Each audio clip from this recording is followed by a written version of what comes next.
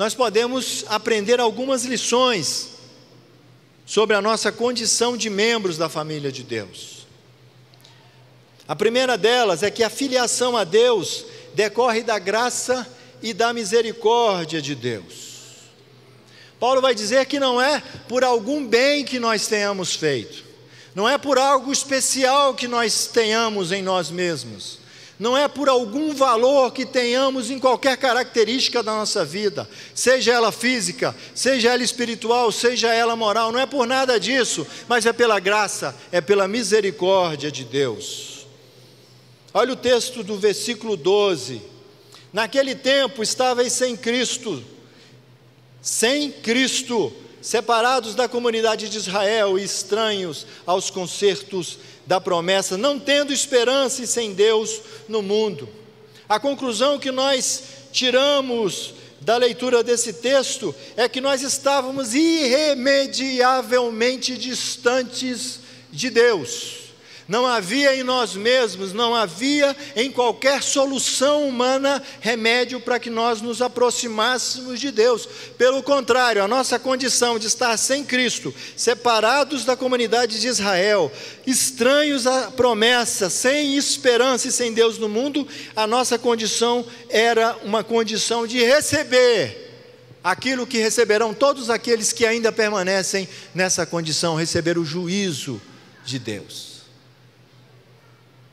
Mas Deus não nos aplica o seu juízo, Ele aplica sobre nós a sua graça, Ele dá o que nós não merecemos, Ele nos chama e nos traz para sermos participantes da família de Deus. Ele aplica sobre nós a sua misericórdia, Ele não aplica, ou Ele não nos dá aquilo que nós mereceríamos, que seria o juízo dEle mesmo.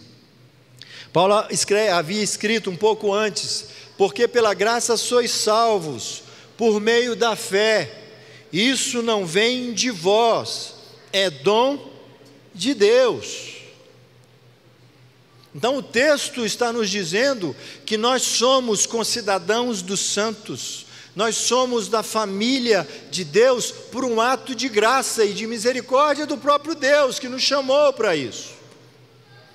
Aquele hino diz: porque Jesus me ama, eu não posso te explicar, mas a ti também te chama, pois deseja te salvar. É impossível nós explicarmos por que nós é que estamos aqui, porque é este grupo de irmãos que está aqui, não outro. Poderia ser outro grupo, poderiam ser outras pessoas, mas Deus chamou a nós, Deus chamou a mim, Deus chamou a você para participar da sua família. Eu oro muito, porque não interessa por que Ele chamou a mim ou chamou você, o que interessa é que Ele te chamou, o que interessa é que nós estamos aqui.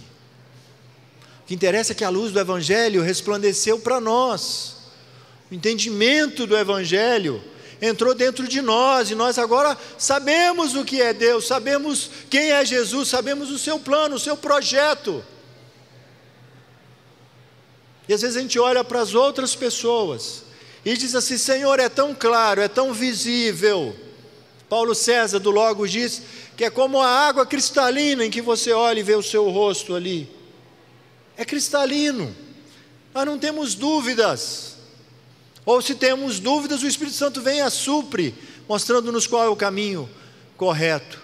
E aquilo que para nós parece tão claro, tão óbvio, tão necessário, aquilo que nos faz ficar entristecido quando por um momento ficamos afastados de Deus, aquilo que nos deixa perplexo quando não entendemos uma situação da nossa existência, mas mesmo assim confiamos em Deus.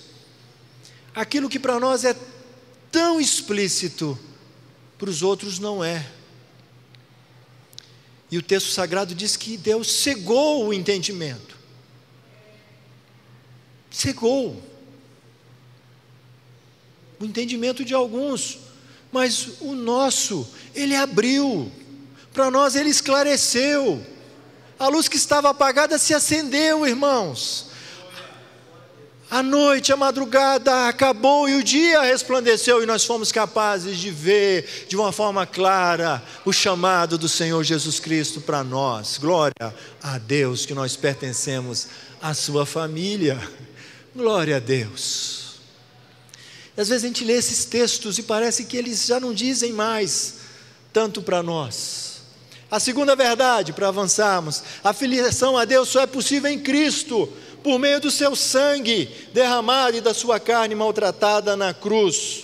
Paulo vai dizer: porque Ele, Jesus, é a nossa paz, o qual de ambos os povos fez um, e derribando a parede de separação que estava no meio, na sua carne desfez a inimizade, e pela cruz reconciliou ambos com Deus em um corpo, matando com ela as inimizades. Havia uma parede que nos separava de Deus, irmãos, mas Jesus a derribou através do seu sacrifício na cruz. O véu do templo foi rasgado de alto a baixo, e agora nós temos acesso ao Santo dos Santos. Agora nós podemos nos apresentar diante de Deus, apresentar as nossas vidas, confiados no sacrifício do Senhor Jesus, na sua justiça que nos é imputada.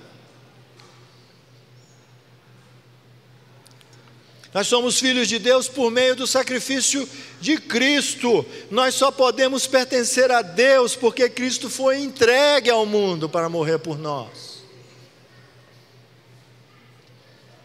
A tinta da caneta que assinou o pacto de paz, ele diz aqui que há um processo onde a paz é estabelecida. Vimos há pouco tempo o presidente da Colômbia recebendo o Nobel da Paz pelos esforços que fez lá contra aquela guerrilha que tantos anos atuou ali na Colômbia.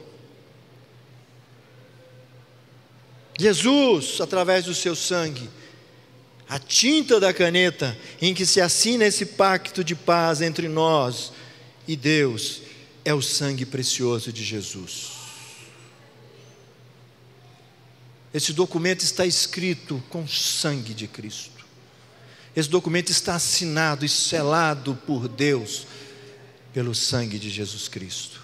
Ele é o meio pelo qual nós podemos ser filhos de Deus. Mais adiante, a filiação é o ato soberano do Deus que vem ao encontro dos homens para trazer-lhes o Evangelho. O versículo 17 diz: e vindo ele, Jesus, evangelizou a paz a vós que estáveis longe e aos que estavam perto. Nós só somos filhos de Deus pelo fato de que seu único Filho ter se encarnado para nos trazer o Evangelho da paz. É por isso que o seu nome é Emanuel, o Deus conosco, o Deus que vem ao encontro dos homens para estabelecer a paz entre nós e Deus. É assim que acontece no texto sagrado.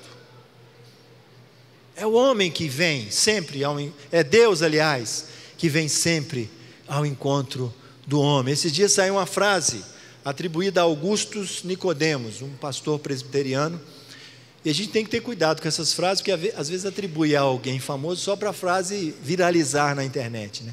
Mas ele diz uma coisa certa, ele diz assim: olha, não foi você que encontrou Jesus, porque o perdido era você. Nós é que éramos perdidos. Então foi Jesus que nos encontrou. Diz lá a frase. A gente diz que você aceita Jesus. Aliás, tem uma frase absurda ali no caminho de Goiânia: dê uma chance a Jesus. Dê uma chance a Jesus. Quem precisa de chance somos nós, irmão. Quem precisa de oportunidade somos nós. E o texto diz que Ele veio ao nosso encontro. É o Deus que resolve vir ao nosso encontro para salvar o homem que estava perdido irremediavelmente pelos seus próprios esforços. É por isso que o Evangelho é o único meio pelo qual as pessoas podem se achegar a Deus. Sem Evangelho, meus irmãos, não há filiação. Nós não somos filhos de Deus, não há família de Deus. O Evangelho é a regra de conduta, o Evangelho é a orientação teológica, o Evangelho é a palavra de Deus que nos une em família e que nos faz andar pelo mesmo caminho, pelo mesmo objetivo. Glória a Deus. E por último, em quarto lugar, A família de Deus é a concretização de todo o projeto de redenção. Então Deus faz o que Ele faz. Deus prepara o homem durante cerca de 4 a 5 mil anos para mandar o seu Filho. Paulo diz que chegou a plenitude dos tempos.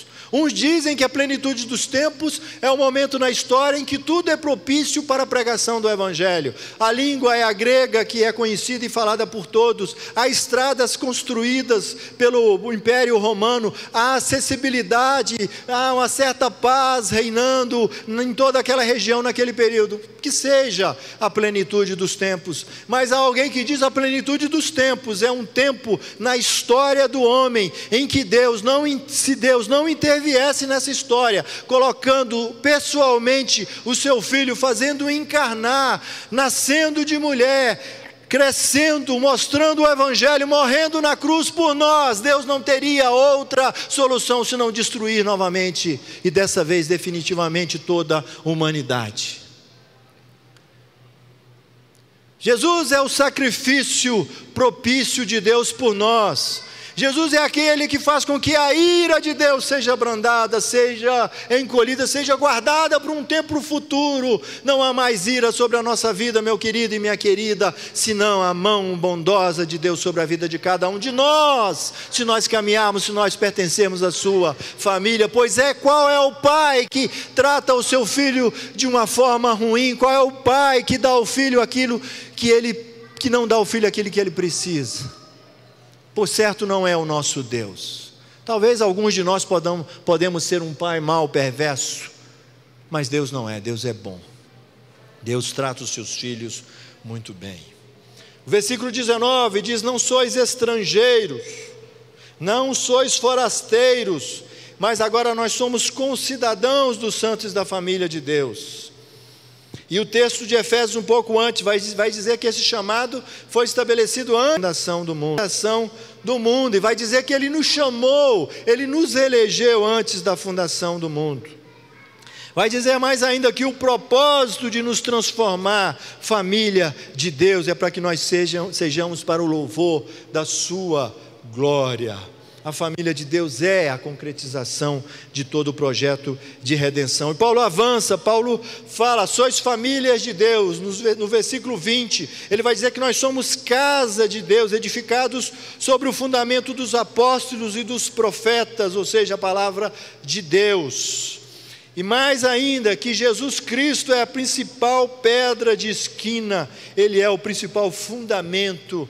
Então, família de Deus se une à casa de Deus e se transformam em templo de Deus, individualmente e em grupo, para manifestar ações de graça, de louvor e de exaltação ao Pai que está nos céus, ao Deus bendito que cuida de nós, que faz com que caminhemos no seu caminho.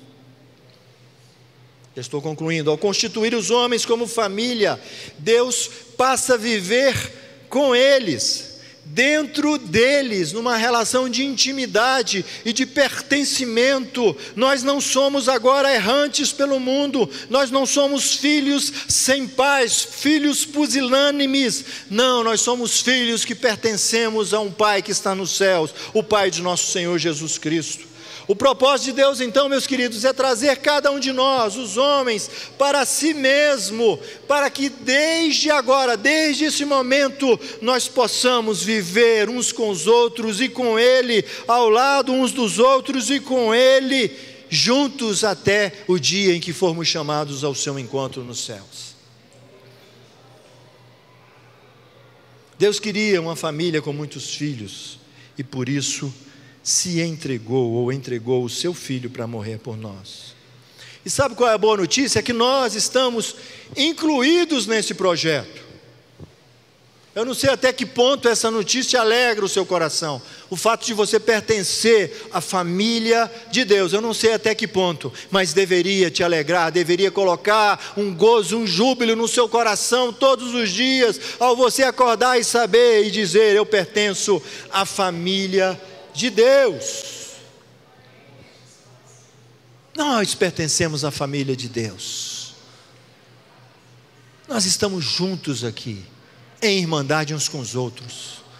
chamando uns aos outros de irmãos, é porque um dia estaremos juntos, como uma família única, falando a mesma língua, adorando o mesmo Deus, cantando o mesmo louvor, participando da mesma celebração, que é aquela gloriosa Santa Ceia que o Senhor realizará conosco.